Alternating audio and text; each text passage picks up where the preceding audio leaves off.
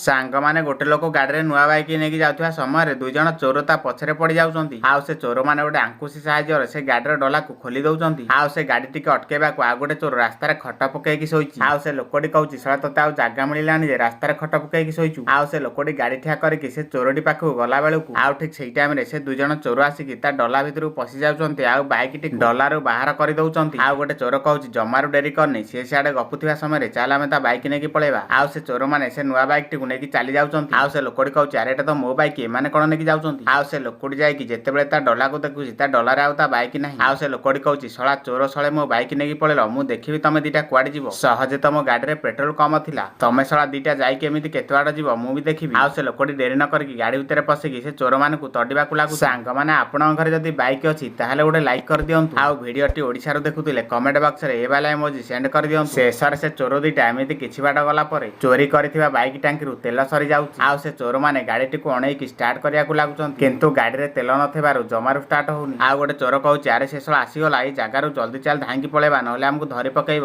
ଆଉ ସେ ଚୋରମାନେ ଡେରି ନ କରିକି ଗାଡ଼ି ଛାଡ଼ିକି ଧାଇଁକି ଚାଲି ଯାଉଛନ୍ତି। ଶଳେ ଚୋର ଧାଇଁକି ପଳେଇଲ, ନହେଲେ ଦେଖିଥାନ୍ତୁ ତମ ଦିଟା ଅବସ୍ଥା ନା କଣ କରିଥାନ୍ତି।